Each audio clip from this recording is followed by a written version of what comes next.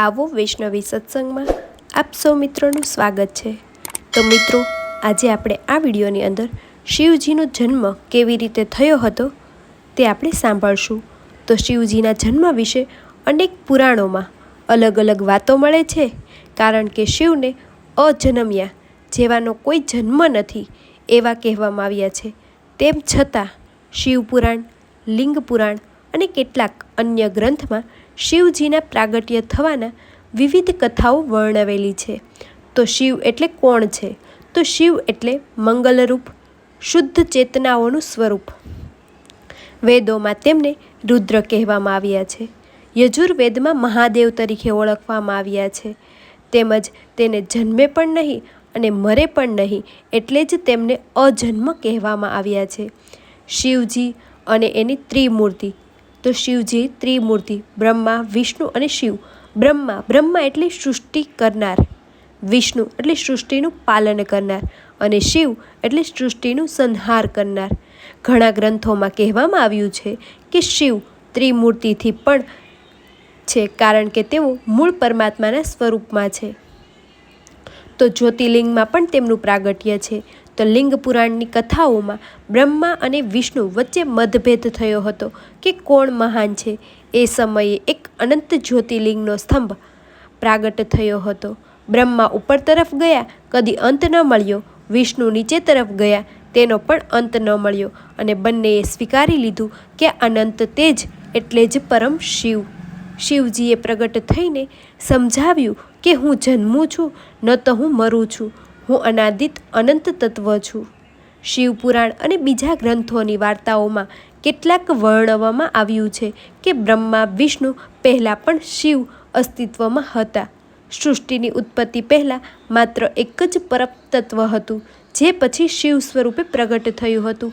શિવજીએ પોતાની શક્તિ રૂપે શક્તિ, આદિ શક્તિ પાર્વતીનું મૂળ સ્વરૂપનું સર્જન કર્યું હતું। પછી શક્તિ અને શિવના સંયોગથી સમગ્ર બ્રહ્માંડ રચાયું છે।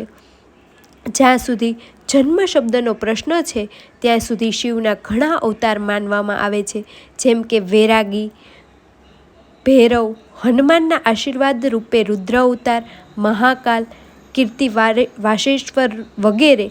પરંતુ તેઓ માનવી જેમ માતા પિતાથી જન્મેલા નથી। હિમાલયમાં વસતા મહાદેવના રૂપમાં તેઓએ કૈલાસના સ્વામી તરીકે દર્શાવવામાં આવ્યા છે, પણ એ પણ પ્રાગટ્ય કહેવાય છે, પણ જન્મ નહીં। શિવનો જન્મ કહીએ તો તત્વજ્ઞાન પ્રમાણે સાચું નથી, કારણ કે શિવ પરબ્રહ્મ શાશ્વત તત્વ છે। સૃષ્ટિના આરંભમાં જ્યારે પ્રથમ ચેતના પ્રગટ થાય એને શિવ સ્વરૂપે કહેવામાં આવે છે। શિવજી એ શક્તિ છે, સાથે સમગ્ર બ્રહ્માંડની રચના કરી છે। એ જ કારણે તેઓને પિતૃ તત્વ પણ કહેવામાં આવે છે। તેમજ શિવજી અજય અને અવિનાશી છે। વૈદિક અને શૈવ ગ્રંથમાં શિવને અનાદિત અને અનંત કહેવામાં આવ્યા છે।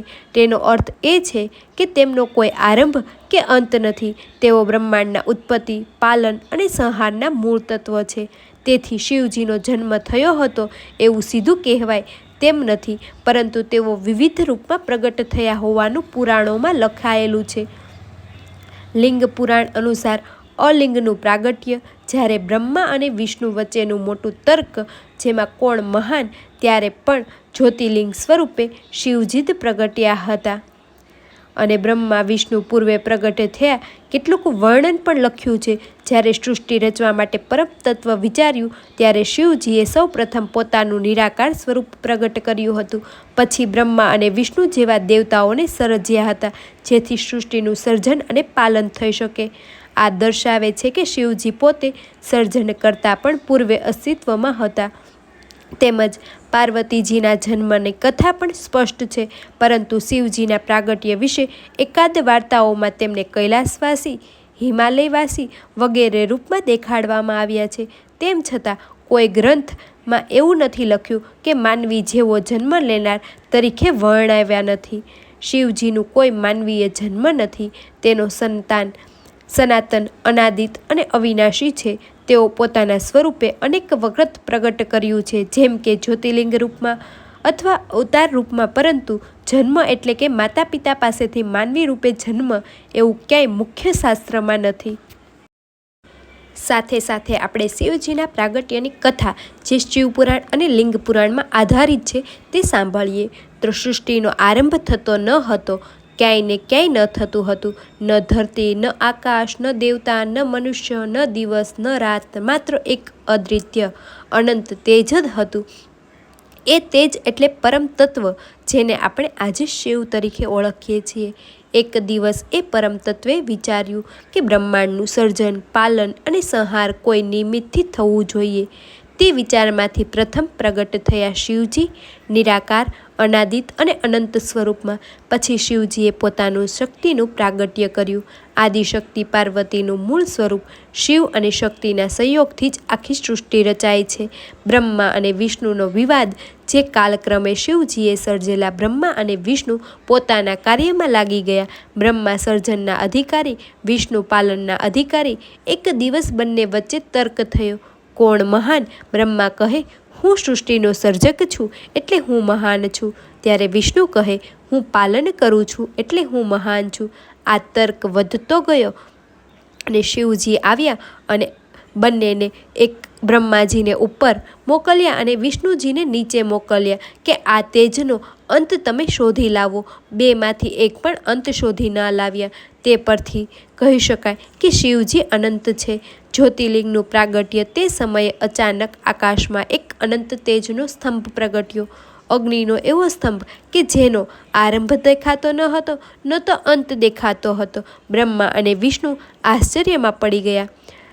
તમામાં જે કોઈ આ સ્તંભમાં અંતમાં કે આરંભ શોધી લાવશે એ મહાન ગણાશે. બ્રહ્મા હંસ સ્વરૂપ ધારણ કરીને ઉપર ઉડ્યા, વિષ્ણુ વરાહ સ્વરૂપે ધારણ કરીને નીચે ઉતર્યા. લાખો વર્ષ પછી પણ કોઈને અંત ન મળ્યો. બંનેએ પરાજિત સ્વીકારી લીધી. શિવજીએ આપ્યો ઉપદેશ કે તે તેજ સ્તંભમાંથી સ્વયં મહાદેવ શિવ પ્રગટ થયા છે. તેઓએ કહ્યું, હું તો ન તો જન્મું છું, ન તો હું કદી મરું છું. હું અનાદિત, અનંત અને અવિનાશી છું. બ્રહ્મા, વિષ્ણુ, તમારે તમારું કાર્ય કરવાનું છે. હું ત્રિમૂર્તિથી પણ પરમ છું. બંનેએ શિવજીની આરાધના કરી, શિવજીના આશીર્વાદ મેળવ્યા. શિવજીએ આશીર્વાદ આપ્યા કે તમે બંને સૃષ્ટિમાં પોતાના કાર્યથી લોક કલ્યાણ કરશો.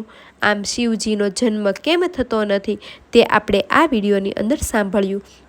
શિવજીએ તેઓ પરમ બ્રહ્મ સ્વરૂપ છે. જ્યારે પણ સૃષ્ટિના સંતુલન બગડે તેઓ પોતાનું પ્રાગટ્ય સ્વરૂપ પ્રાગટ કરે છે. તે પ્રાગટ્યને લોકો જન્મ કહે છે, પણ એ વાસ્તવમાં દિવ્ય પ્રાગટ્ય છે.